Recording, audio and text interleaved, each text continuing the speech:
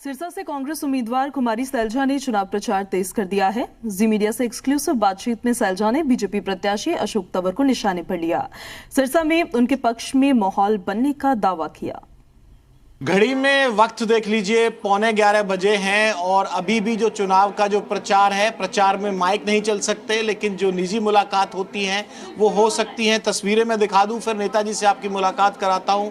तमाम महिलाओं की टोली है। अपने कैमरामैन सहयोगी से कहूंगा कि एक बार लेफ्ट से राइट पैन करते हुए दिखा दें।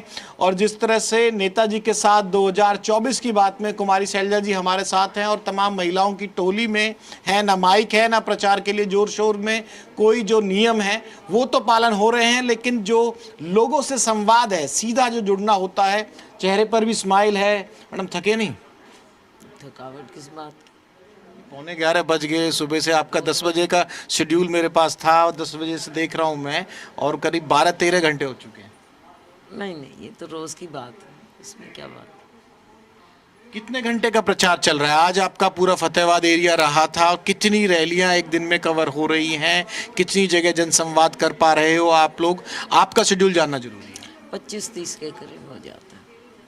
25-30 सुबह निकलते हैं और माइक तो 10 बजे बंद करना पड़ता है, लेकिन फिर मिलना मिलाना चलता है। महिलाओं की भी आधी आबादी है और आधी आबादी का कितना महत्वपूर्ण रोल रहता है मैम चुनाव में? बिल्कुल रहना चाहिए। कई बार लगता है कि जितना रोल देना चाहिए उतना नहीं, लेकिन पंचायती राज सिस्टम आने के बाद फ़र्क पड़ा है। लेकिन अभी भी महिलाओं को मैं देखती हूँ कि मेरी मीटिंग में तो आ जाती हैं, लेकिन अगर आप पुरुषों की मीटिंग्स देखेंगे तो वहाँ बहुत कम महिलाएं मिलेंगी। सिरसा सीट की एक बात की जाए, पंजाब से लगती बेल्ट है और भाजपा को यहाँ भारी विरोध का सामना करना पड़ा है। विरोध की खबरें और जगह आई, उसमें तमाम तरह से तर्क और वितर्क हुए। और लेकिन मैं सिरसा सीट की अगर बात करूं तो जो भाजपा के उम्मीदवार हैं उनको काफ़ी विरोध का सामना करना पड़ा। कई जगह किसानों ने रोक के उनसे सवाल पूछे। इस बेल्ट में इस तरह की जो चीज़ें हुई उससे क्या फ़ायदा क्या नुकसान आप देखते हैं? और वो कहते हैं कि विरोध भी कांग्रेस ही करवाते हैं। कांग्रेस क्यों करवाएगी? कांग्रेस को ऐसे काम करने की ज़रूरत नहीं है। कांग्रेस को ऐसे काम करने की कोई ज़रूरत नहीं है। अब लोगों का जैसी करनी वैसी भरनी, भाजपा ने ये बीज बोए हैं तो उनको सामना करना पड़ेगा। हालांकि मैं किसी भी उग्रता के खिलाफ हूँ, उग्र नहीं होना चाहिए, लोकतंत्र है, अपनी बात रखें, पर ये तो उनकी करनी है जो सामने आ रही है। अब सवाल 2-3 होंगे विपक्ष के खेमे से, यानी कि भाजपा के खेमे से। पहली बात, आपके लिए सचिन पायलट साहब आ रहे हैं, उनके लिए योगी साहब आ रहे हैं जो कि उत्तर प्रदेश के मुख्यमंत्री और स्टार प्रचारक हैं। नहीं, देयर इज़ नो कंपटीशन, इसमें कोई सवाल ही नहीं है। हमारे लोग हैं वो जोड़ते हैं, जो भी नेता हैं सब जोड़ने की बात करते हैं। इनकी तो आपने भाषण सुने हैं, ये तो तोड़ने की बात करते हैं, लोगों को आपस में, समाज को तोड़ने की बात करते हैं। क्या संदेश देकर जाएंगे? ऊपर से नीचे तक भारतीय जनता पार्टी का संदेश ही यही है, लोगों को कहीं जाति के नाम पर, कहीं धर्म के नाम पर जहर बोकर जाते हैं। कांग्रेस का जो कैंपेन में कवर किया मैंने, जितना मैं पूरे हरियाणा में घूमा हूँ, आप लोग हरियाणा में सरकार की विफलताओं की बात कर रहे हैं, 10 साल 9.5 साल की एंटी इनकम्बेंसी की बात कर रहे हैं। भाजपा के जो भी लीडर्स हैं, उनके स्टार प्रचारक हैं, वो सीधे तौर पे इलेक्शन को राष्ट्रवाद के नाम पे और राष्ट्रीय मुद्दों पे मोदी साहब के चेहरे पर लेके जाते हैं। देखिए, इनके पास चेहरा मोदी जी का, लेकिन कितनी बार चलाओगे? 3 इलेक्शन हो गए, एक चेहरे पर आप चला रहे हैं। काम पर भी चला लीजिए, कभी कोई काम किया है तो उसको दिखाइए लोगों के सामने, वो दिखाइए। कोई अचीवमेंट, कोई उपलब्धियां नहीं हैं।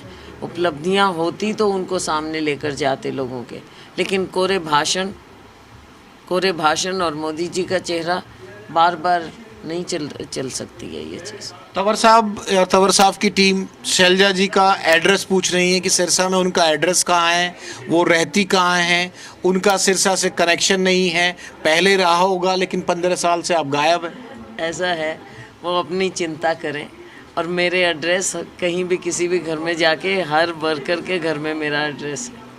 एक और आखिरी सवाल, एक चीज़ ये भी है कि जो आपके पोस्टर्स में है कि भाई लोकसभा की बारी है, आगे विधानसभा की तैयारी है, उसको लेके पूछ रहे हैं कि क्या लोकसभा के बाद लोकसभा की सीट छोड़कर कुमारी सैलजा चली जाएंगी? ये देखिए, आई एम वेरी क्लियर, हमारे यहाँ पार्टी का हाई कमांड का काम चलता है, लेकिन जो मैं कह रही हूँ, आज के दिन लोकसभा हमने जीतनी है, पार्टी जीते सरकार बनाए। अगला हमने हरियाणा में सरकार बनानी है, इसमें कोई ऐसी मिसअंडरस्टैंडिंग नहीं होनी चाहिए। हरियाणा में भी हम सरकार बनाएंगे। आज ये तैयारी है लोकसभा की, अगले दिन ये तो सरकार कभी भी गिर सकती है, तो हरियाणा की भी तो सरकार बनेगी। एक आखिरी सवाल, ओवरऑल जो प्रचार में बात है, आपको क्या लग रहा है जनता को कौन से मुद्दे ज़्यादा अट्रैक्ट कर रहे हैं? जैसे मैंने पहले भी एक सवाल में कहा था कि भाई भाजपा वाले राष्ट्रीय मुद्दों की बात कर रहे हो और आप हरियाणा से जुड़ के हरियाणा के सवाल उठाते हुए लोकसभा में भी हरियाणा के मुद्दों को हावी नहीं, दोनों चीज़ें हैं हमारे सामने। राष्ट्रीय मुद्दे भी उतनी अहमियत रखते हैं। मैं लोगों से पूछती हूँ कि आप बताइए, हमारे समय में जैसे गांव की बात मसलन, कि अगर हमारा इंदिरा आवास योजना था, आप मुझे ये बताइए मोदी जी ने आपको कितने आवास दिए? किसी गांव में कोई आवास आया है? ज़ीरो आया है। पता नहीं ये क्या भाषण देते हैं माननीय मोदी जी, कितने आवास दिए, क्या दिए, किसी को तो मालूम नहीं। हमारे को तो यहाँ एक भी मकान ढूंढे नहीं मिलता है। 10 साल से बार बार पंजीकरण ज़रूर कराया जाता है, लेकिन किया क्या है? गैस सिलेंडर की कीमत की बात कीजिए, महंगाई की बात कीजिए। हमारे समय में 400 450 था, आज 1000 पार है। तो ये राष्ट्रीय मुद्दा नहीं है तो क्या है? बेरोज़गारी है।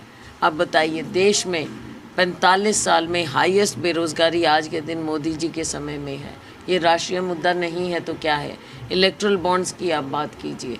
इलेक्ट्रल बॉन्ड्स में जिस तरह से पर्दाफाश हुआ है, ये scam of the highest order है। इतना बड़ा घोटाला इतिहास में आपको नहीं मिलेगा जितना ये इलेक्ट्रल बॉन्ड्स का स्कैम है। ये राष्ट्रीय मुद्दा नहीं है तो क्या है?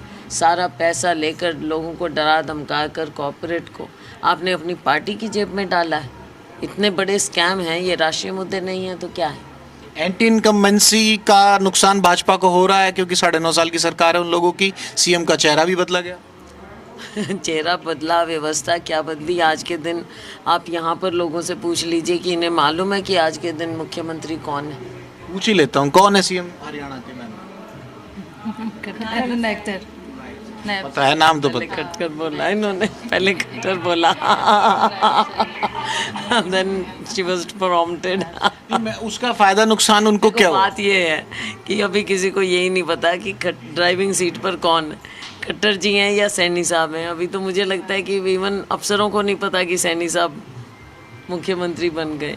एंटी इनकम्बेंसी उन्होंने अपनी डील कर ली उस चीज़ से? कहाँ से? देखो, लास्ट मिनट चेहरा बदल के आप कुछ नहीं हासिल कर पाएंगे।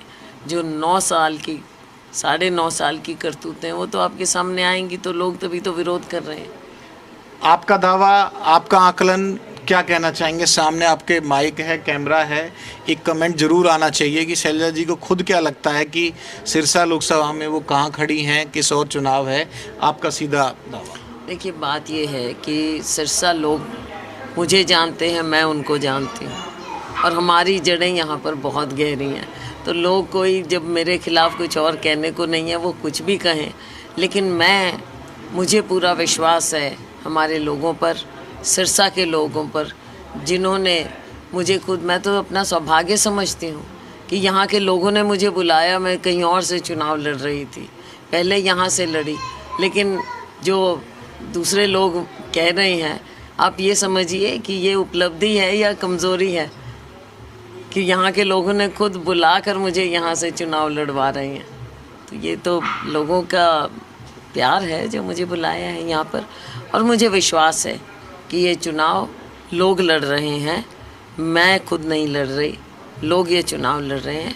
और कांग्रेस पार्टी पर विश्वास है लोगों का, और कांग्रेस को जिताएंगे, मुझे ज़रूर यहाँ से जिता कर भेजेंगे। शुक्रिया मैम। तो 11 बज चुके हैं और जो तमाम लोगों के साथ एक संवाद था वो खत्म हो चुका है और अब मैम को फ्री करते हैं। तो ये देख सकते हैं कि जो चुनाव है इतना आसान नहीं होता। 12, 13, 14 घंटे का ये लगातार जो प्रचार है ये होता है, कैमरा माइक सब बंद हो जाते हैं, लेकिन उसके बाद भी इस तरह की छोटी छोटी मीटिंग्स जारी रहती हैं।